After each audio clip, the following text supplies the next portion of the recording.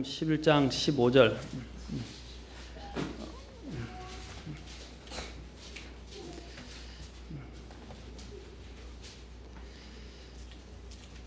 자, 다 같이 일어서서 하나님 말씀 같이 함께 봉독하겠습니다.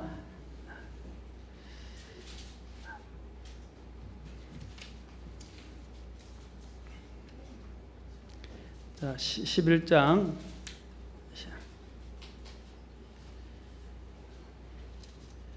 15절 시작. 들을 귀 있는 자는 들을 지어다. 기도하겠습니다. 하나님, 오늘도 이 시간 주님께서 함께 하시고 또한 저희들이 하나님의 말씀 안에서 걸어갈 수 있도록 도와주시기를 원합니다. 먼저 우리로 하여금 오늘 말씀하신 것처럼 들을 귀를 주시기를 원합니다. 그리고 주님께 청종하고 또 이 청종된 말씀을 가지고 살아갈 수 있도록 도와주십시오. 성령께서 이 시간 우리가 이 말씀을 받을 때 사람의 말이 아니라 하나님의 말씀으로 받아들일 수 있도록 주님 우리의 마음을 문을 열어주시고 또 주의 말씀이 역사하고 주님이 기뻐하시는 대로 우리 안에서 행하시고 또 이끌어가여 주시기를 원합니다. 주님께 이 모든 것을 의탁하며 우리 주 예수님의 존귀하신 존함을 받들어 기도합나이다. 아멘. 앉으시겠습니다.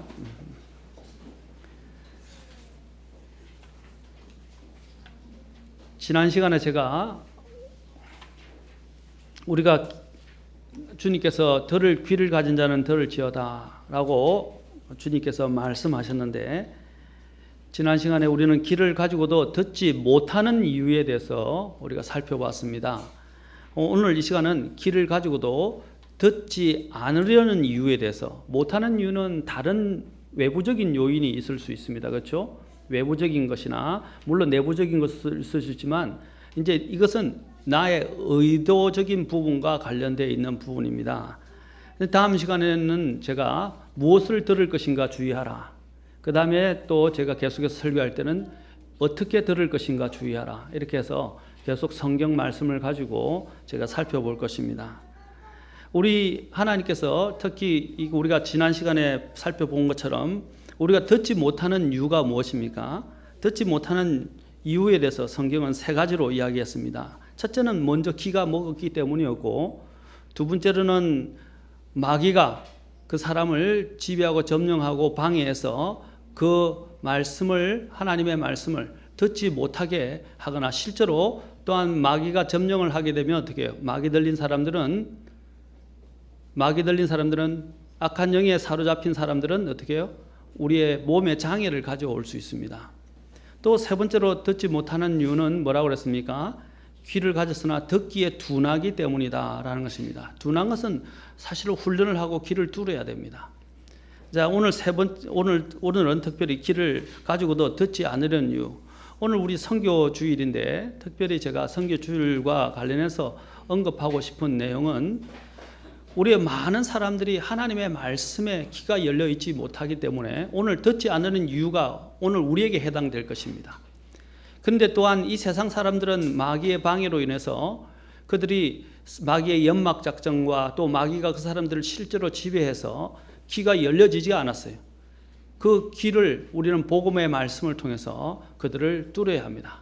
사람을 구원할 수 있는 힘은 하나님과 하나님의 말씀에 있습니다. 우리에게 있지 않습니다. 우리는 하나님의 도구에 불과합니다. 그러나 도구가 하나님 앞에 쓰임을 받으려면 하나님 앞에 깨끗해야 합니다. 그리고 하나님 앞에 순종적인 사람이 되어야 합니다. 그럴 때 하나님이 우리를 통해서 자유로이 하나님의 복음이 우리를 통해서 흘러가게 하고 다른 사람들을 구원할 수 있는 역사를 일으켜 오는 것입니다. 내가 준비되어 있지 않으면 다른 사람들을 구원하는 데 많은 방해를 가져옵니다. 내가 온전히 주님 앞에 순종될 때에 하나님이 모든 불순종하는 것들을 다 하나님께서 제압하시고 또 그들을 하나님께 다 복종시키는 능력을 갖고 있습니다. 그래서 고린도후서 10장에 보면 뭐니까 우리의 순종이 온전히 이루어질 때에 모든 불복종하는 것들을 뭐라 했어요? 불순종하는 것들을 주님께서 다 응징하려고 주님께서 다 준비하고 계신다는 것입니다. 첫 번째 우리에게 필요한 것은 뭐냐면 우리가 먼저 주님의 말씀을 들어야 하고 주님의 말씀 앞에 순종하고 그 말씀에 청종함을 통해서 이제 하나님의 역사들이 우리를 통해서 일어나게 되는 것입니다. 자, 오늘 귀를 가지고도 듣지 않으려는 이유를 한번 봅시다. 먼저 우리가 귀를 가지고 있어도 듣지 않으려는 첫 번째 이유는 에스겔서 12장의 이 부분들을 잘 이야기하고 있습니다. 에스겔서 12장 2절 가서 우리 한번 보도록 합시다. 그것은 여기서 오늘 본문에서 에스겔서에서 많이 다루고 있는 부분이 뭔지 아십니까? 에스겔을 보면 여러분 하나님의 성령이 영이 이 이스라엘의 집을 떠나는 것을 보게 됩니다. 어디서부터 떠나기 시작하면 이제 이스라엘 집을 떠나면서 이제 주님께서 결국에는 성전에서 떠납니다. 이스라엘이 가장 중요시 여기는 그 성전에서 떠나가십니다. 나중에 여러분의 에스겔서 이제 보면 이제 43장 이후로부터 쭉 보면 이제 하나님께서 이제 그 영이 다시 영광이 세키나 글로리라고 그러는데 그 영광이 다시 이제 쭉 동쪽을 통해서 이렇게 주님께서 오시는 걸 보게 됩니다. 그래서 나중에는 결국 하나님께서 임재하시고 또 이제 좌정하시는 것을 보게 됩니다. 왜 이 영이 떠나게 되었습니까? 줄곧 하나님께서 이 에스겔서에서 말하고 있는 바가 뭔지 아십니까? 왜 하나님의 영이 떠났는가? 왜 하나님의 영이 이스라엘과 특히 성전을 떠나게 해서 그분의 영광이 이스라엘을 버리고 떠났는가? 여러분이 에스겔서를 주목해 읽어보면 가장 많이 나오는 단어가 오늘 이 본문에 지금 읽을 구절에 나와 있습니다.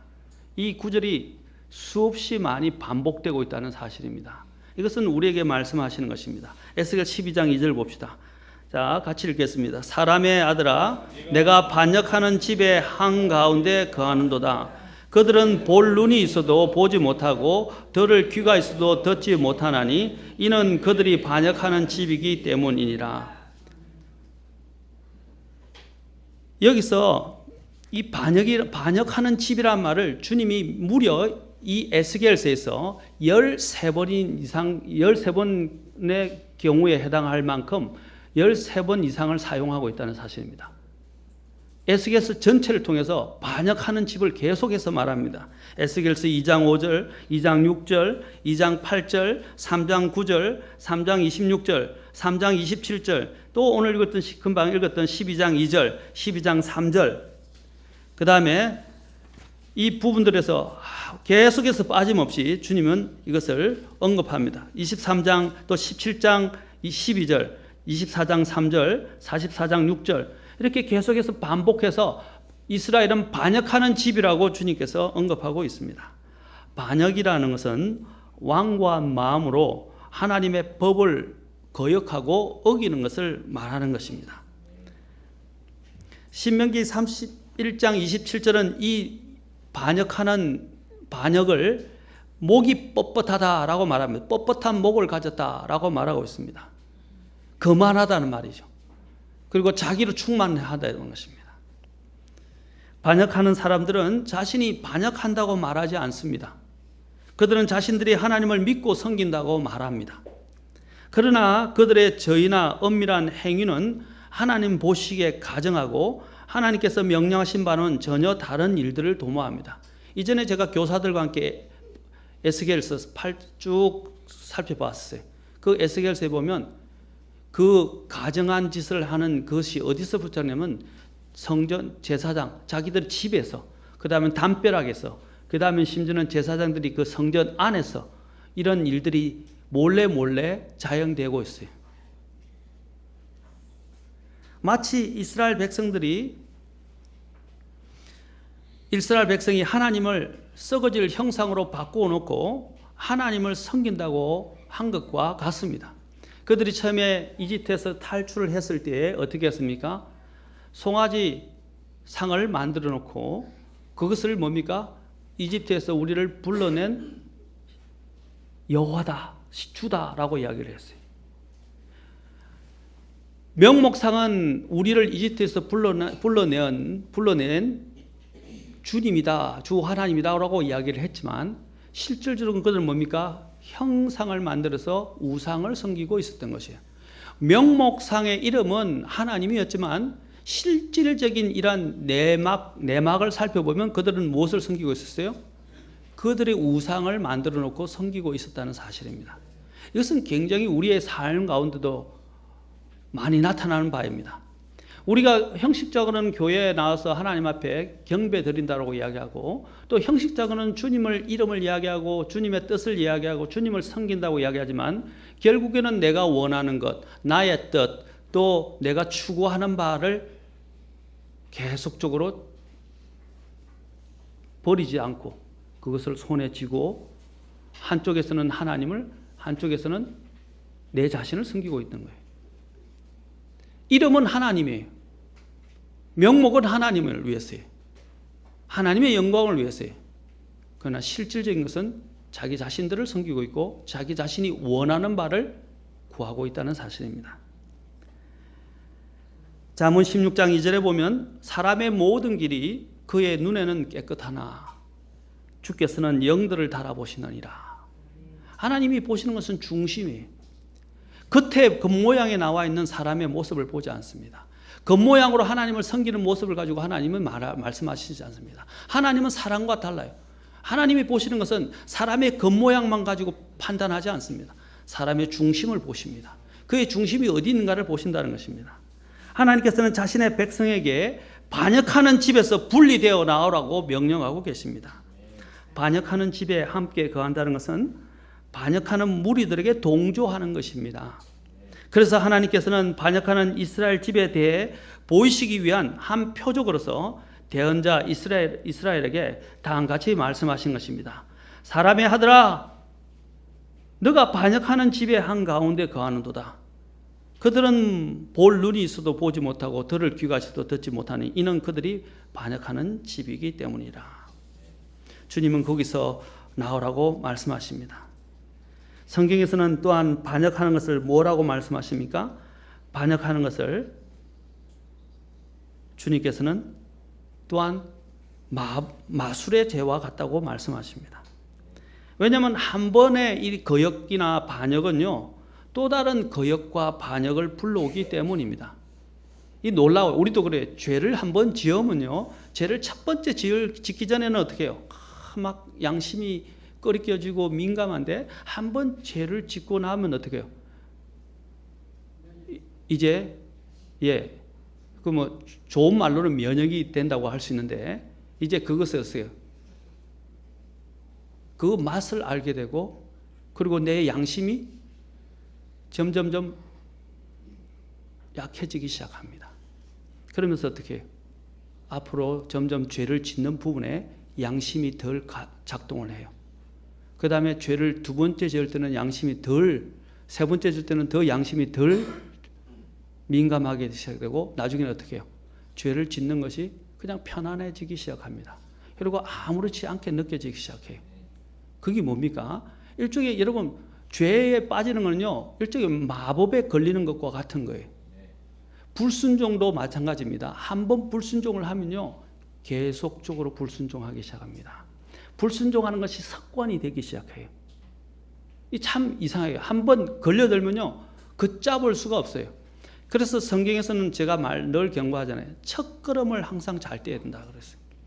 첫 걸음을 제대로 안 떼고 처음부터 훈련이 되지 않으면요, 이 이상하게 그 죄가 빨아들이는 그 힘은요, 엄청 강합니다.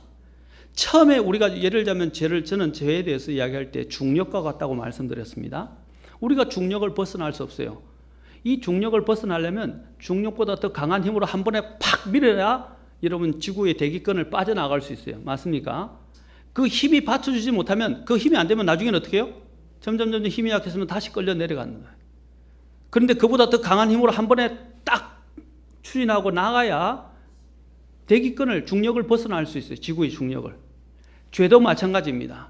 여러분, 이 죄의 중력이라는 것은 내가 힘을 내다가 못 내면요, 이제 빨려서 다시 끌려 내려갑니다.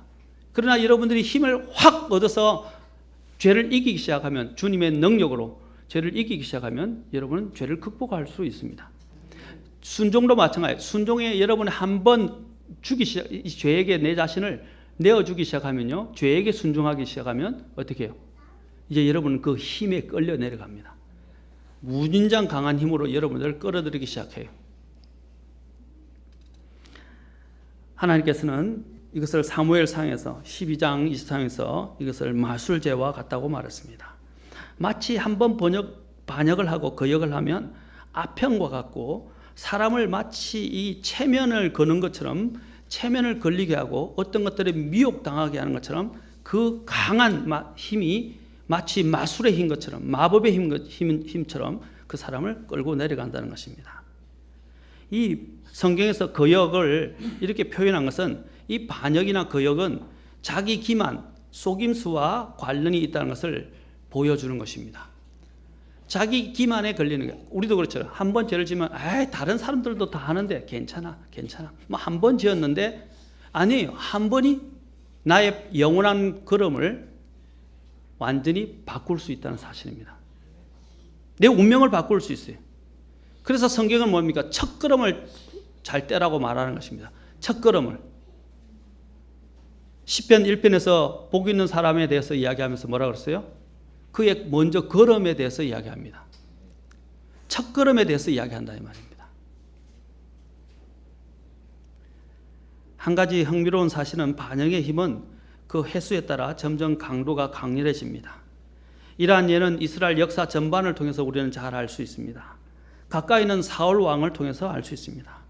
사울 왕의 경우를 살펴봅시다. 하나님은 크게 두 번씩이나 하나님의 명령에 복종하지 않은 사울 왕에게 사무엘을 통해서 다음과 같이 말씀하셨습니다. 아까 제가 말씀드린 것과 같은 똑같은 말씀을 하십니다. 같이 사무엘상 15장 22절 23절. 사무엘상 15장 22절 23절에 이렇게 말씀해요. 사무엘이 이르되 주께서 주의 음성에 순종하는 것만큼 번제 헌물과 희생물을 크게 기뻐하시나이까. 보소서 순종이 희생 헌물보다 낫고 귀를 기울이는 것이 순양의 기름보다 나으니 뭐가 번제 헌물과 희생물보다 좋다고요? 더 낫. 주님이 크게 기뻐하신다고요? 순종. 순종은 처음부터 순종하는 법을 배워야 됩니다. 그리고 훈련받아야 됩니다. 아이들이 가장 배워야 할 게 뭡니까? 무엇이 옳은지에 대한 부모의 말에 청종하는 법부터 배워야 돼요. 애들이 한번 거역하기 시작하면요 계속 거역합니다. 그래서 이게 부모와 자녀의 의지의 싸움이에요. 이 자녀들은 태어날 때부터 성경은 성악설을 가르칩니다. 죄를 갖고 태어나 있어요. 죄에 편향되어 있어요. 그렇죠? 그 죄의 편향이 어디를 지배하냐면 아이의 의지를 지배합니다. 그런데 그 아이의 의지가 오면서 부모를 치기 시작하고 부모의 권위에 반항하기 시작하고 반역하고 거역하고 순종하지 않을 때 어떻게 해요? 처음에 아이들을 가르쳐야 할 것은 이 본성적인 이 성향을 이 하나님이 주신 부모의 권위와 부모의 이 하나님의 주신 능력으로 의지를 꺾어야 돼요. 이 의지가 꺾이면 아이들은 순종하기 시작합니다. 그런데 제일 중요한 게 이 의지를 부모들이 못 꺾는 거예요. 왜냐하면 잘못된 오늘 교육 방식과 심지어는 우리 아이들의 사기를 꺾지 않을까 하는 잘못되어진 염려 때문에 그렇습니다. 이 대단히 중요한 요소입니다. 오늘날 이 사회가 왜 이렇게 되었습니까? 오늘 특히 정치권에서도 제가 가장 가슴 아픈 일들이 소수에 의해서 일어난 한두 가지 사건으로 인해서 전체가 매도되고 전체를 긴장시키는 일로 바꿔졌습니다. 특히 중요한 문제가 자녀 교육과 관련되어 있어요. 특히 교회와 관련되어 있습니다. 교회에서 어떤 문제가 생기면 마치 전 교회가 그렇게 된 것처럼 기독교계가 다 잘못된 것처럼 그렇게 매도해 버립니다. 이게 세상 사람들이 기자들이 하는 방법이에요. 심지어는 가정교육에 요번에 얼마 있을 때 계부가 아이를 매장시킨 사건으로 지금 대대적으로 보도되고 있는데 그런 사이코패스들이 하는 그런 일부에 몰지각하고 양심이 없고 본성적 애정도 없는 그런 사이코패스들이 하는 극단적인 한 가지 경우를 들어서 법을 강화시킬 뿐 아니라 모든 사람들이 마치 그렇게 하는 것처럼 하면서 어떻게 합니까? 심지어는 온 가정에까지 성경적인 교육 방법까지도 다 못하게 하는 것입니다. 오늘 교권이 왜 무너졌습니까? 오늘 군대가 왜 무너지는지 아십니까? 저는 폭력이 좋다고 말하고 폭력을 정당화시키거나 때리는 것이 좋다고 말씀드린 게 아니에요. 이제는 부모가 자녀들 교육할 수 있는 그 모든 권리까지 박탈하고 있어요. 그것은 정부가 관여할 문제가 아닙니다. 범죄는 다뤄야 되지만 그것으로 인해서 모든 가정에게 법률을 규정해서 그것을 규제하고 아이를 심지어는 나중에 때리지, 미국처럼 여러분요, 미국도 마찬가지예요. 아이들 못 때리게 해요. 때리면 이웃집에서 신고하면요 바로 어떻게 해요? 잡혀가고요 나중에는 부모를 양육권을 박탈시켜 버립니다. 그러나 우리 한국적 전통이나 성경적 전통은 그렇지 않아요. 우리가 물론 분노나 감정적으로 아이들 다루어서는 안 되지만 성경에서는 분명히 징계에 대해서 이야기하고 있고 심지어는 해초리로 때리는 것에 대해서도 이야기합니다. 그런데도 불구하고 요즘은요 성경적인 가르침을 다 터부시하고 심지어는 교회 다니는 사람들도 이 세상적인 기준에 의해서 영향을 받아서 이 모든 것들을 하지 못하게 만들어가고 있다는 거예요. 이제 앞으로 이러면 가정이 어떻게 세워졌어요? 아이를 뭐라 하려도 뭐라 할 수가 없게 돼요. 아이를 적절히 징계해야 되고 어떤 때는 회초리를 드는데 회초리를 들 수가 없어요. 회초리를 들었다고 얼마 전에는 또 아이가 아버지를 신고해 버렸어요. 폭력으로. 물론 아버지가 감정적으로 잘못하는 그것은 아버지가 책임이 있습니다. 그러나 그런 몰지각하고 감정적으로 잘못 처리하는 한두 사람의 경우 때문에 모든 가정에 굴레를 씌워서 이제 성경적인 이러한 원칙도 시행하지 못하도록 만드는 것. 이게 세상 정부가 하는 일이에요. 앞으로 점점 이것은 더 강화될 것입니다. 그리고 나중에는 그 위에 적그리스도가 군림하게 될 것입니다. 제가 말씀드린 것은 이 순종이 훈련이 안 되면요. 순종을 처음부터 이렇게 제대로 훈련이 안 되면 그 마음속에 도사리고 있는 그 불순종의 영이 얼마나 강한지 그 사람을 계속해서 끌어가기 시작합니다. 오늘 뭐라고 그랬습니까? 하나님의 음성에 순종하는 것만큼 하나님이 번제 헌물과 희생물을 크게 기뻐요. 번제 헌물, 희생물을 아무리 갖다 해도요. 하나님께 순종하는 것을 대신하지는 못한다는 것입니다. 보십시오. 순종이 희생 헌물보다 낫고 귀를 기울이는 것이 순양의 기름보다 나으니. 그 어떤 것보다 순종을 대신할 수 있는 것은 없습니다. 23절 거역하는 것은 거역이 반역입니다. 이게 리벨리어스리요. 거역하는 것은 리벨리언. 마술제와 같고 완고한 것은 불법과 우상 숭배와 같나이다. 여기 뭐라 그랬어요? 거역하는 건 뭐라 그랬어요? 제가 아까 설명한 마술제와 같다고 그랬어요. 그런데 거기 사무엘이 어떻게 보세요? 왕이 주의 말씀을 버렸으므로. 한번 하나님의 말씀을 어기기 시작하니까 이게 계속 사무엘이 하나님의 말씀을 경시하기 시작하는 거예요. 그래서 하나님께서 결국에는 어떻게 하셨습니까? 그 사울 왕을 버리셨습니다. 그리고 그 왕위가 계승되지 못하도록 하셨어요. 하나님께서는 이전에도 사울 왕이 블레셋과 전쟁을 할 때 행한 불순종과 방종에 대해서 큰 불쾌감을 이 사무엘 재판관 사사를 통해서 표명하셨습니다. 더 이상 그와 함께 하시겠다고 경고까지 하셨습니다. 그런데 오늘 또 보면 그가 이러한 하나님의 경고를 무시하고 또 그가 죄를 범하는 것을 보게 됩니다. 불순종한 것을 보게 됩니다. 결국 그는 하나님 앞에서 왕위를 빼앗기고 하나님의 심판을 받아서 죽음에 이르게 됩니다. 우리는 여기서 반역이란 하나님의 법에 귀를 기울이지 않고 그 법에 따르지도 않고 자기 마음대로 하는 것임을 알 수 있습니다. 반역함이라는 것은 바로 마술죄와 동일해요. 하나님이 마술을 얼마나 싫어하십니까? 하나님이 제일 싫어하는 게 마법이에요. 그렇죠? 이 마법은 뭡니까? 악한 영의 힘을 빌어서 능력을 발휘하는 것입니다. 그리고 악한 영의 지배에 제 자신을 맡기는 것과 같고 악한 영과 교통하는 거예요. 우리가 그걸 우상숭배라고 가장 싫어합니다. 그렇죠? 우리가 마귀에게 절하지 않잖아요. 제사상에 절하지 않잖아요. 마귀에게 절해요. 하나님이 그만큼 하나님께서 가정이 여기시고 싫어하시는 게 뭐냐? 불순종하는 계속적으로.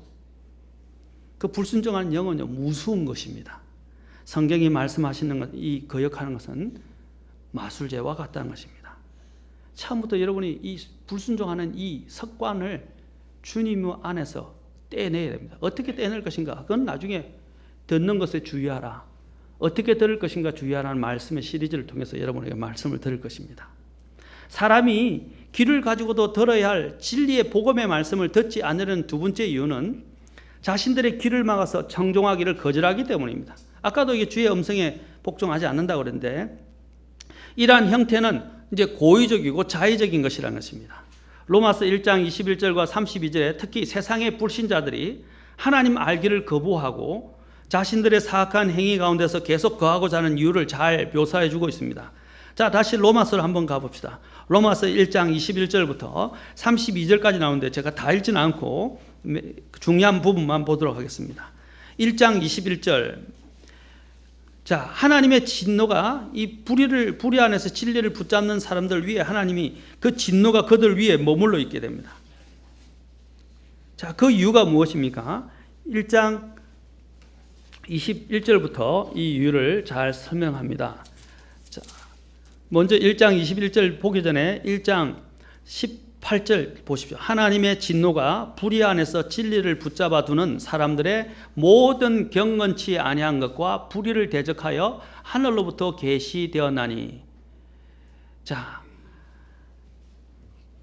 여기 18절은 여러분 개역 성경에 보면 불의로 진리를 억누르는 것으로 되어 있는데 킹제임스 성경에서는 진노가 불의 안에서 진리를 붙잡아 두는 사람이라고 말하고 있습니다. 자, 그러면서 이런 사람들에 대해서 하나님이 어떻게 하는데요? 하늘로부터 하나님의 진노를 하나님이 계시하셨다 그랬어요. 그 이유가 자, 19절에도 또 잘 나옵니다. 하나님을 알만한 것이 그들 속에 분명히 드러나 있기 때문이라. 하나님을 알만한 것들을 하나님이 그들에게 넣어주셨어요.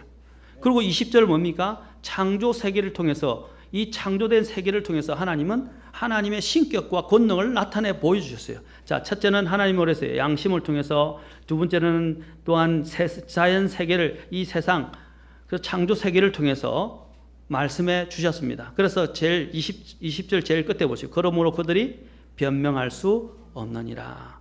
깨달아 알 수 있다고 하셨어요. 근데 그들이 분명히 주셨는데도 그걸 거부하는 거예요. 그러면 하나님이 뭐라 했어요? 그들은 변명할 수 없다고 그랬어요. 21절 보세요. 그들이 하나님을 알되, 여기도 알되 그러죠. 안다고 그랬어요. 그분을 하나님으로 영화롭게 하지도 아니하고 감사하지도 아니하며 오히려 자기들의 상상 속에서 허망해지고 또 그들의 어리석은 마음이 어두워졌나니 그들은 스스로 지혜롭다고 선언하나 어리석은 자가 되어 썩지 아니할 하나님의 영광을 썩을 사람이나 새나 네 발 달린 짐승이나 기어다니는 것들과 같은 형상으로 바꾸었느니라. 자, 24절 중요합니다. 그러므로 하나님께서는 그들 마음의 정욕을 통해 부정함에 어떻게 했어요? 내어주셨다 그랬어요. 그리고 자기들의 몸을 서로 욕되게 하게 했다 그랬습니다. 또 28절 보십시오. 28절에 보면 또 이해하면 이 사람들이 고의로 그렇게 한 거예요. 28절 또한 그들이 자기 지식 속에 하나님 두기를 싫어하매 고의로 하나님을 밀어내는 거예요. 그래서 하나님께서 그들을 뭐라고 그랬어요? 버림받은 생각에 내주사 합당치 못한 그 일들을 행하게 하셨느니라. 자, 32절 보십시오. 그들이 이런 일들을 행하는데 이제 온갖 죄악들을 주님이 열거하십니다. 그래서 32절에 보면 그들이 이런 일을 행하는 자들은 죽어야 마땅하다는 하나님의 심판을 알고도 같은 일들을 행할 뿐 아니라 그런 일들을 행하는 자들을 기뻐하느니라. 제가 재밌는 이야기를 하나 드릴게요. 여러분 연속곡 특히 불륜과 관련된 이런 내용들이 삼각관계, 불륜 내용들이 나오는데 많은 사람들이 연속곡을 좋아해요. 연속곡에 매혹되어 있어요. TV를 보면서. 그런데 삼각관계에서 어떤 사람이 피해 보는 사람이 있어요. 그 사람이 주인공이라 합시다. 삼각관계에서 피해 보는 사람이 이 잘못된 관계 속에서 잘못된 방법으로 이제 그 좀 우리가 볼 때 그 내 드라마 내용상에서 좀 악을 하는 사람을 어떻게 주인공을 미화시켜요. 다 불법과 죄악 가운데 있는데도 불구하고 이제 주인공을 미화시켜서 주인공이 이제 보복을 해서 그죠? 악한 사람을 이겨서 승리하는 것으로 고소하다, 잘됐다 이러면서 막 박수를 치잖아요. 그렇죠? 그런데 오늘 여기서 뭐라 그랬어요? 이런 일을 행하는 자들을 우리는 죽어야 마땅하다는 하나님의 사실을 알면서도 어떻게 그런 일들을 행할 뿐 아니라 행하지는 않더라도 우리는 행하지는 않는데 뭐라고 그랬어요? 그런 자들을 기뻐한다고 그랬어요. 여러분 우리가 거기에 동조해서는 안 돼요. 죄악을 아무리 아름답게 드라마에서 미화하고 영화에서 미화한다 할지라도 그걸 어떻게 해요? 기뻐하고 조장하고 그들과 함께 동조해서는 안 된다 이 말입니다. 특히 휴머니즘이 마찬가지예요. 휴머니스트들이 이야기 뭐래요? 인간의 감성을 건드린다 이 말이죠. 하나님은 휴머니스트가 아니에요. 휴머니즘 뭡니까? 인간의 그 자체에서 인간이 죄인이라는 사실에서 출발하지 않고 인간의 어떤 어려운 상황만을 부각시켜서 사람들의 감성을 건드려서 사람들로 하여금 그런 감성을 이끌어내 도와주게 만드는, 도와주자고 말하는 거예요. 그러나 우리가 본질적으로 가야 될 것은 뭡니까? 물론 인간의 어려운 처질 때 우리가 그 처지를 딱하게 여기는 것은 중요한 일입니다. 그러나 그들에게 가장 필요한 것이 뭐예요? 자신이 죄인이고 그들에게 그 죄를 해결해 주신 어떤 누구보다도 그들을 사랑하신 하나님의 사랑을 보여주는 겁니다. 그런데 잘못되어 있어요. 인간의 피로, 인간의 문제점만 인간의 스스로의 힘으로 해결해 주려고 하는 것이 종교예요. 인간 스스로는 인간의 문제를 해결할 수 없습니다. 인간의 죄의 문제도 해결할 수 없어요. 우리는 이 세상의 휴머니즘에 사람이 감동을 받으면 그 감동에 의해서 이끌려지게 돼 있거든요. 우리가 그런 감동에 의해서 이끌려져서 신앙생활을 하는 사람들이 아니에요. 감동도 중요합니다. 제가 전에도 이야기했죠. 느끼고 난 다음에 순종하는 것이 아니라 순종하고 난 다음에 느끼는 것이라고요. 우리는 먼저 순종을 배워야 돼요. 우리는 내가 느끼고 내가 느끼면 옳다고 생각해요. 그럼 느끼면 또 뭐라고요? 내가 해야 된다고 생각하고 할 수 있다고 생각해요. 그러면 내가 못 느끼면요? 안 하는 거예요? 옳은 것은요, 내가 느끼든 아니든 해야 되는 거예요. 진리는 내가 이해하고 느끼든 못 느끼든 진리는 진리예요. 진리에 대한 순종도 마찬가지예요. 내가 느끼고 안 느끼고 중요하지 않아요. 근데 우리는 뭘 생각하냐면 내가 이해가 되어지고 내가 납득이 되어져야 되고 내가 느껴져야 일을 한다고 하는 사람이 있어요. 그것은 잘못된 거예요. 그거는 귀남론이에요. 우리는 하나님은 연역적으로 항상 말씀하세요. 우리는 먼저 뭐부터 배워야 됩니까? 내가 이해가 되든 안 하든 내가 납득이 되든 안 하든 하나님이 주신 것에 먼저 청종해야 합니다. 듣고 순종하는 것들을 먼저 훈련받아야 하는 것입니다. 오늘 이렇게 거부와 패역의 형태를 하나님은 뭐라고 말씀하십니까? 로마서 1장 28절에서 뭐라고? 버림받은 생각이라고. 버림받은 생각. 왜냐하면 그런 일들이 하나님의 심판에 해당된다는 것을 알고서도 그런 일을 자행할 뿐 아니라 그들은 그런 일을 행하는 자들을 기뻐하기 때문입니다. 그것을 버림받은 생각이라고 말합니다. 사람들이 길을 가지고도 이제 들어야 할 진리의 복음을 말씀을 듣지 않는 세 번째 이유는 건전한 교리를 견디지 못하고 귀가 가려워서 자신들의 정욕대로 선생들을 쌓아두고 진리로부터 귀를 돌이켜 꾸며낸 이야기들을 따르려 하기 때문입니다. 디모데후서 4장 3절부터 4절에 봅시다. 디모데후서 4장 3절부터 4절. 주님이 마지막 때의 현상에 대해서 말씀하십니다. 자, 마지막 때의 현상이 무엇입니까? 이는 때가 이르리니 사람들이 건전한 교리를 견디지 못하고, 여러분 목회 서신에서 제일 중요한 단어 중에 하나가 뭔지 아십니까? 교리란 말과 건전하다는 말이에요. 재밌게도 건전한 교리에 대해서는 이야기할 때는 교리가 항상 단수예요. 그런데 마귀들의 교리가 한번 언급되는데 마귀들의 교리, 그 마귀들의 교리는요 복수로 되어 있어요. 참 재밌죠. 여러분 성경을 이렇게 단복수 이런 걸 공부해 보면 하나님이 말씀하신 게 참 놀라운 신기한 것들을 많이 발견하게 됩니다.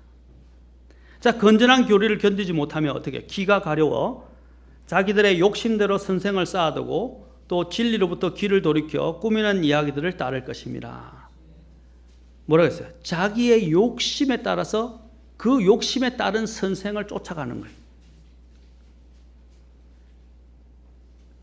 그리고 자기 귀가 진리의 말씀을 들으려고 하지 않고요. 자기가 원하는 방식대로 말씀을 전하고 자기가 원하는 방식대로 가르쳐주고 자기의 마음을 합당하게 즐겁게 해주는 것을 쫓아간단 말입니다. 만약에 설교자가요, 청중들이 원하는 것만 골라서 설교를 하고 조엘 오스틴 같은, 미국의 조엘 오스틴 같은 사람의 이런 것 같은 사람들의 구미만 맞춰주고 사람들의 좋은 말만 해주고 죄라는 단어도 언급도 하지 않고 죄인이라는 단어도 언급하지 않는 이러한 형태의 설교를 하게 되면 하나님의 진노를 받을 것입니다. 목회자는요, 사람을 위해서 존재하는 존재가 아니에요. 물론 양들을 돌보라고 하나님이 보내셨어요. 그러나 그는 하나님의 메신저예요. 사도 바울이 갈라디아서 1장에서 뭐라 했습니까? 내가 하나님을 기쁘게 하랴 사람을 기쁘게 하랴. 내가 사람을 설득하려 했으면 그리스도의 종이 아니라고 그랬어요. 목회자의 첫 번째는 뭡니까? 하나님을 기쁘게 하고 하나님을 설득하냐. 청중들이 듣든 안 듣든 죄에 대해 설교하는 거예요. 청중들이 좋아하든 안 하든 언급할 부분을 언급해야 돼요. 목회자가 또 받는 유혹 중에 하나가 뭔지 아십니까? 그래서 제가 이제 앞으로 계속 강의 설교를 이제 할 겁니다. 강의나 아니면 본문 설교를 할 거예요. 제가 목회자로서 느끼는 것 중에 하나는 뭔지 아십니까? 자, 목회자도 인간이다 보고 죄인이다 보니까 설교를 준비할 때요, 나에게 해당될 만하고 내가 너무 찔림을 받는 부분은 피해서 다른 본문을 택하려고 하는 그런 유혹을 받아요. 그런데 참 재밌는 게 이 본문 설교나 강의 설교를 하면요, 계속 가야 되잖아요. 그렇죠? 좋든 안 좋든 계속 가야 돼요. 진도를 나가야 돼요. 맞습니까? 그러면 다 걸려 넘어져요. 그러면 하나님 앞에 엎드릴 수밖에 없어요. 이 목회자도 마찬가지예요. 목회도 인간이다 보니까 나에게 민감하게 느껴지는 부분들을 자꾸 피해 가려고 해요. 설교를 준비하다가. 그게 참 힘들어요. 그게 영적인 싸움이에요. 사람들을 때리는 설교라고 하는데 사람들에게 꾸짖고 책망하는 설교가 아니라 목회자는 먼저 내 자신에게 주의하라는 디모데서의 말씀처럼 먼저 자기 자신에게 설교해야 돼요. 그리고 자기 자신에게 주의해야 돼요. 그 다음에 다른 사람들에게 설교를 해야 합니다. 그래야 하나님이 기뻐하시는 설교를 하게 되는 것입니다. 그리고 사람들의 흥미에 맞춰서 사람들의 구미에 맞춰서 설교하면 안 돼요. 사람들이 듣든지 안 듣든지 말씀을 선포해야 돼요. 하나님이 말씀하시는 것을 선포하는 거예요. 그런데 그것이 사람들 보기에는 그게 힘들고 어렵고 좋지 않은 것처럼 보이지만 결국에는 하나님이 인정하시고 하나님이 그 교회를 반드시 지켜주십니다. 디모데후서 4장 5절에 보면 뭐라고 그럽니까? 모든 일에 깨어있으라고 말합니다. 그리고 고난을 견디라고 말씀합니다. 그리고 계속해서 뭐라고 합니까? 이 말씀 선포의 일을 계속하고 사역을 온전히 입증하라고 디모데후서 4장 그 뒤에 5절에서 말합니다. 그리고 뭐라고 했습니까? 때에 맞든지 맞지 않은지 항상 오래 참음과 교리와 책망 그리고 꾸짖고 권면의 말씀으로 계속 선포하라고 디모데후서 4장 2절에서 이야기합니다. 4장 2절 보십시오. 이게 설교자의 자세, 말씀을 선포하라. 때에 맞든지 맞지 아니하든지 긴급히 하라. 모든 오래 참음과 교리로 책망하고 꾸짖고 권면하라. 왜? 때가 이르리니 이렇게 나오는 거예요. 건전한 교리를 견디지 못하는 사람들이 나타나기 때문에. 오늘날 기독교계가 이런 디모데전서 4장 3절부터 4절에 이르는 그런 묘사된 모습을 그대로 반영하고 있습니다. 교회 설교자들이 절대로 청중에 비해 설교되는 설교를 삼가야 됩니다. 영어로는요, 이걸 뭐라고 그러냐면 preacher and 그 다음에 fulfiller이라고 이야기합니다. preacher는 뭐냐면 말씀을 그대로 선도하는 거예요. 그런데 fulfiller는 뭐냐면 회중들의 쇼맨십을 통해서 회중들의 흥미와 구미에 맞게 설교를 하는 사람을 이야기해요. 다시 말하면 이 일종의 쇼하는 사람이에요.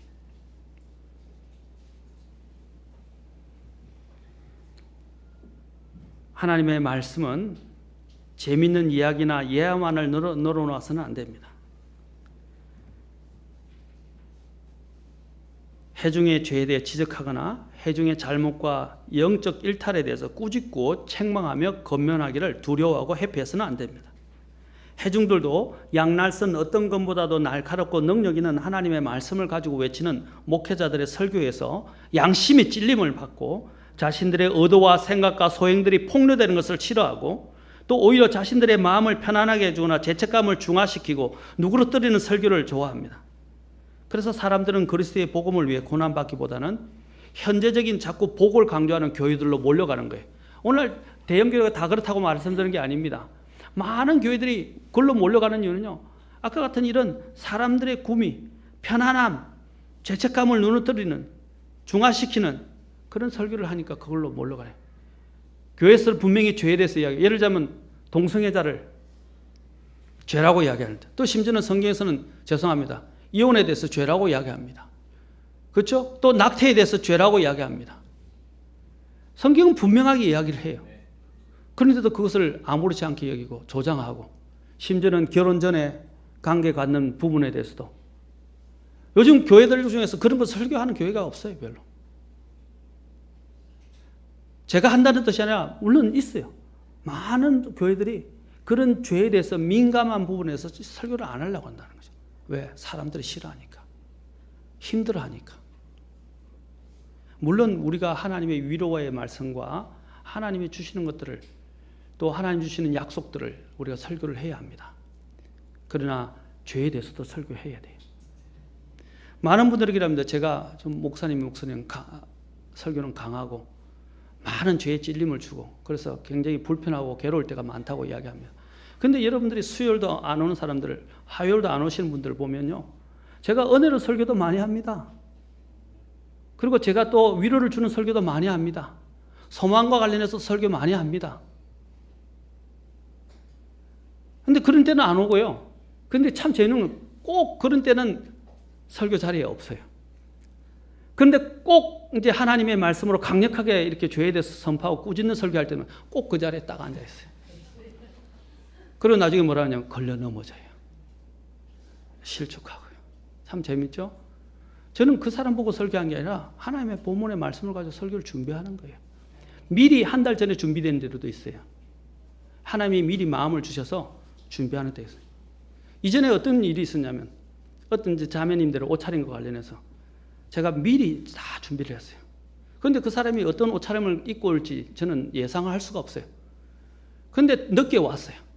그런데 설교를 하고 있는데 그 부분을 딱 설교했는데 그거 딱 들어와서 그 자리에 앉는 거예요. 옷차림이 너무 말로 형용할 수 없을 정도의 옷차림이었어요. 그런데 딱 걸려버렸어요. 참 희한하죠? 평상시에 은혜롭게 할 때는 안 오다가 딱 그 시간에 그 설교할 때 오는 거예요. 이게 마귀가 역사하는 거예요. 그런데도 불구하고 하나님이 말씀하시면 어떻게 됩니까? 들어야 됩니다. 들어야 돼요. 잠언 1장 29절, 33절을 보십시오. 자기의 욕심대로 선생을 두고 쫓아가게 되면 어떤 결과가 이루어지는지 하나님이 무섭게 경고하십니다. 1장 29절부터 33절 잠언, 자 보십시다. 오늘은 침례가 있어서 조금 제가 빨리 당겨서 이제 설교를 마치도록 하겠습니다. 1장 29절부터 33절입니다. 자, 같이 읽도록 합시다. 1장 29절부터 33절 시작. 이는 그들이 지식을 미워하고 주 두려워하기를 택하지 아니하며 내 권고를 전혀 원치 아니하고 내 모든 책망을 멸시하였기 때문이니라. 그러므로 그들이 자기 길에서 난 열매를 먹으며 자기 계략들로 채워지리니 단순한 자들의 돌이켜 떠나감이 그들을 죽이며 어리석은 자들의 형통함이 그들을 파멸시키리라. 그러나 누구든지 내 말에 귀를 기울인 자는 안전히 거하며 재난의 두려움에서 벗어나 평안하리로다. 또 잠언 1장 여러분 계속 읽다 보면 뭡니까? 이제 그들이 계속 주님의 지식을 거부하고 주 두려워하기를 택하지 않으면 어떻게 해요? 주님이 나중에 어떻게 해요? 그들이 역경의 날에 고난의 날에 주님을 부르고 주님께 요청해도 주님이 안 들으신다고 말씀하십니다. 왜? 주님이 말씀하실 때는 안 듣고 이제 위기의 때에 하나님 앞에 부르짖는 거예요.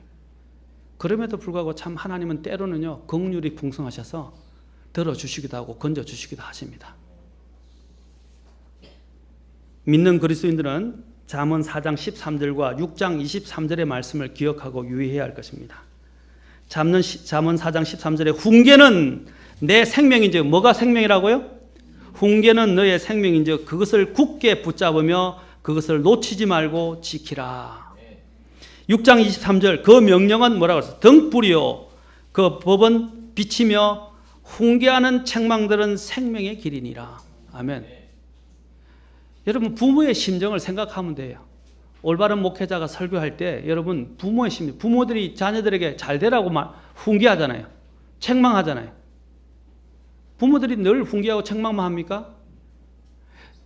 그래요. 사람들이 부정적이고 잔소리 같은 거는요. 다른 어떤 것보다 더 크게 들려요. 근데 좋은 소리는요. 크게 안 들려요. 참 희한하죠. 이 사람들이 그래요. 좋은 소문은 오래 가지 못해요. 그런데 나쁜 소문은요. 멀리 가더라고요. 험담도 마찬가지예요. 우리가 주의해야 돼요. 왜? 마귀가 역사하기 때문에 그래요. 그래서 우리가 그 사람을 위해서 정말 그 사람을 사랑하는 사람이나 그런 위치에 있는 사람들이 그들을 정말 아껴서 훈계를 할 때는 훈계를 들으십시오. 그거는 훈계는 뭐라고 했어요? 너의 생명이 된다. 여러분 성경을 읽어보면 하나님의 많은 사람들이 오늘 성경을 왜곡하는 것 중에 하나가 뭐냐면 이 성경에 하나님이 약속이 되고 하나님의 복이 되는 것만 하이라이트를 해요. 줄을 계속 경광펜으로나 뭐 색펜으로 이렇게 꺼요. 그런데 하나님이 죄에 대해서 경고하는 것에 대해서는 안 꺼요. 여러분 구약에 보면요. 하나님이 다 경고해요. 얼마나 엄청나게 경고하는지 모릅니다. 그리고 신약에도 보면 하나님이 더 강화시켜서 죄에 대해서 경고하는 게 많아요. 그런데 사람들은요. 그런 것은 싫어하고 피해가고요. 약속이 되는 것, 위로가 되는 것, 자신에게 힘이 되는 이런 좋은 구절만 암송하고 줄을 끊는다는 겁니다. 여러분 그러면 영양 불균형이 걸려요. 하나님 말씀에. 하나님이 죄에 대해서 말씀하시든 경고하든 또한 하나님이 약속을 하든 그 모두 다가 하나님의 말씀이에요. 우리가 성경을 공부할 때 신학교에서 말할 때 총체적 영감이라고 해요. 총체적 영감은 뭐냐면 하나님의 말씀의 처음부터 시작해서 마지막 끝부분 계시록의 아멘까지 이르기까지 처음에 또는 태초에부터 시작해서 아멘에 이렇게 모든 단어의 말 모든 전체 성경 전체가 다 영감을 받았다는 거예요. 하나님의 생명의 호흡으로 기록됐다는 거예요. 단어 하나하나가 소리 될 수 있는 게 없어요. 그런데 사람은요. 어떤 것은 하나님의 말씀이고 어떤 것은 하나님의 말씀이 아니다.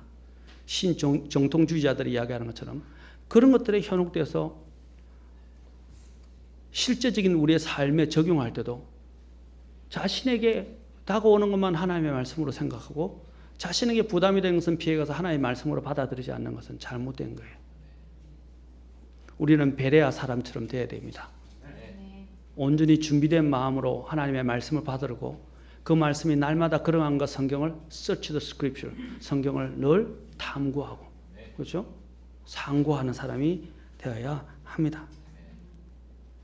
말씀을 듣는다는 것은 듣기만 하고 행하지 않아서 자신을 속이는 것이 아닙니다. 야고보서 1장 23절에 21절부터 25절에 잘 나와 있어요. 그렇다고 해서 아무 것이나 다 듣고 그대로 행해야 된다는 것은 아닙니다. 하나님의 말씀은 우리가 들어야 할 것을 반드시 들어야 한다고 말씀하십니다. 이 세상의 문제점 하나는 들어야 할 것을 듣지 않고 듣지 말아야 할 것을 듣고 즐긴다는 것입니다. 곧 음담패설, 선정적인 용어들, 잡담이나 험담, 남을 비방하는 말들 혹은 부패한 대화들을 사람들은 그런 것들은 듣고 즐거워합니다. 그러나 은혜롭고 하나님의 생명이 있고 또 아프지만 우리의 영적인 수술을 할 수 있는 그런 수술의 말씀을 들을 우리는 즐거워하고 달가워하지 않는다는 것입니다. 이 세상에 보면 그런 부패한 자들뿐 아니라 유혹의 손짓과 환락의 소리들과 쾌락의 즐거운 함성들이 온 도처에 널려 있어요. 제가 그랬죠. 그런 세상의 소리에 묻혀 살고 그런 세상의 소리에 귀를 기울이는 사람은 주님의 음성을 들을 수가 없어요. 제가 얘기했죠. 주님 안에서 깨어있는 사람들은 수많은 세상의 함성들이 시끄럽게 들려오더라도 그 속에서 주님의 음성을 듣는다는 말입니다. 그 훈련을 해야 돼요. 그래서 주님이 오늘 뭐라고 그랬어요? 들어야 할 귀를 가진 자는 들을지어다 그래요. 들을 귀를 가진 자. 들을 귀 있는 자는 들을지. 귀가 있어도 듣지 못한다는 것입니다. 또한 그리스도인들은 세상 철학이나 종교나 문학이나 도덕의 소리에 주의하여 귀를 기울이기보다는 완전한 하나님의 말씀을 주의하여 귀를 기울여야 합니다. 제가 대학교 다닐 때 제가 이제 경영학을 전공했었는데 저는 그때 부르심을 받지 않았어요. 대학 들어가고 난 이후에 부르심을 받았어요. 그런데 제가 잘 아는 후배가 철학과를 다니고 있었어요. 근데 그 다니는 그 교회 목사님들은 주변에서 뭐라고 하냐면 하나님의 신학을 제대로 하고 하나님을 제대로 하려면 철학부터 공부해라. 그래서 철학과나 세상 인문학부터 공부하라. 그래서 철학과를 들어가더라. 그래서 철학을 계속 공부하더라. 근데 저는 반대했어요. 저는 그때 뭐 신학자도 아니었지만 제가 그것은 잘못됐다고 이야기했어요. 왜? 우리가 먼저 올바른 것부터 배워야 돼요. 하나님부터 믿음이 세워져야 돼요. 그 다음에 올바른 신앙이 생성됐을 때 다른 걸 부가적으로 취하면요 좋은 양념이 되고 좋은 영양분이 돼요. 그렇죠? 그런데 하나님의 신학을 먼저 버리고 철학부터 배우기 시작하고 그 다음에 MDB 과정으로 대학원에 가서 이제 신학을 공부하라는 거예요. 근데요 신학을 공부하러 갔을 때 그 사람은 이미 회의론자가 되기 쉬워요. 철학을 배우면 캐시존 마커로 끝나요. 그리고 하나님을 부정하는 것으로 끝나요. 나중에 해결의 변정법적으로 끝나면 여러분이 어떻게 해요? 이제 상대주의로 변정법으로 흐르게 됩니다. 무신론자로 흐르게 돼요. 세상의 철학이나 종교, 문학 그런 도덕의 소리보다는 먼저 우리는 하나님의 말씀에 주의를 기울여야 합니다. 세상의 소리들은 혼을 즐겁게 해줄 수 있을지 모르지만 우리의 영에는 아무 유익을 주지 못합니다. 생명에도 영적인 생명에도 영원한 생명에도 유익을 주지 못합니다. 그것들은 우리 그리스도인들에게서 영적인 유익을 주지 못해요. 우리는 살아있고 생명이 있으며 혼을 구원시키고 영을 살찌게 하고 성도들을 바로잡아주는 그 음성의 길을 기울여야 합니다. 하나님의 말씀과 하나님의 설교와 간증과 말씀의 권면과 진정한 그리스도인들의 친구의 충고를 들어야 합니다. 이런 것들이 우리를 생명의 길로 이 험난한 세상, 유혹이 많은 세상, 수많은 소리들이 아우러지고 막 소리들에 파묻혀 사는 세상에서 하나님의 음성을 듣게 만들어 줄 것입니다. 누가복음 8장 4절부터 15절에 씨 뿌린 자의 비유를 통해서 주님이 말씀하셨어요. 여기서 다른 것을 살펴보지 않고 마지막으로 좋은 땅에 떨어졌다는 것이 무엇이라고 말씀하십니까? 자, 좋은 땅에 떨어진 것. 누가복음 8장 15절 보십시오. 좋은 땅에 떨어졌다는 것이 뭘 말하는가?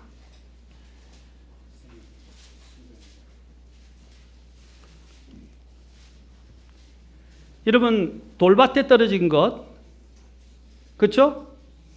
그 다음에 가시밭에 떨어진 것, 길가밭, 돌짝밭, 그 다음에 돌밭, 가시밭이 있어요. 그리고 또 좋은 옥토밭이 있어요. 그 네 가지 중에 특징은 뭐냐? 공통된 특징은요, 말씀을 들어요. 근데 그 말씀을 받는 문제가 있어요. 받아들이는 것이 문제가 생기고 그것에서 다른 것은 이제 지양 넘어가고 8장 15절에서 잘 보세요. 좋은 땅에 떨어진 것만 봅시다. 8장 15절. 그러나 좋은 땅에 있는 것은 말씀을 듣고, 자, 말씀을 모두 다 들어요. 아까 길가바부터 다. 자, 뭐라고 했어요? 정직하고 선한 마음 속에 그것을 어떻게 한다고 그랬어요? 간직한다 그랬어요.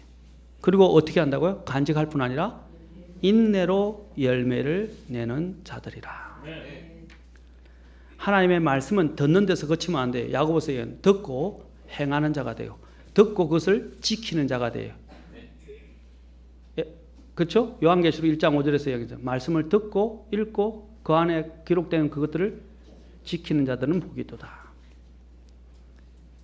말씀을 듣는 것은 청종하는 것을 의미하고 청종이 어리석은 자의 희생제보다 낫습니다. 결론적으로 말씀드리면 우리는 귀를 가지고 있다는 사실이 중요한 것이 아니라 들을 귀를 가지고 있는 것이 더 중요합니다. 무엇보다도 하나님의 말씀에 귀를 기울이고 그것에 순종하는 그리스도인이 되시기를 바랍니다. 그것이 우선이에요. 그때 하나님은 우리의 삶 속에 개입하시고 역사하셔서 우리가 생각지도 못한 그러한 놀라운 승리의 길로 우리를 이끌어 주실 것입니다. 오늘 제가 세 가지로 하나님의 말씀을 듣지 않으려는 이유에 대해서 말씀을 드렸습니다. 첫째가 뭐라고 했어요? 첫째가 반역하는 영. 두 번째는 뭡니까? 귀를 막고 청종하기를 원하지 않기 때문입니다. 세 번째는 뭐라 그랬습니까? 건전한 교리를 견디지 못하기 때문이고 자기 욕심에 따라 선생들을 쌓아두고 그것을 쫓아가게 돼. 자기의 욕심을 쫓아가지 말라 그래요.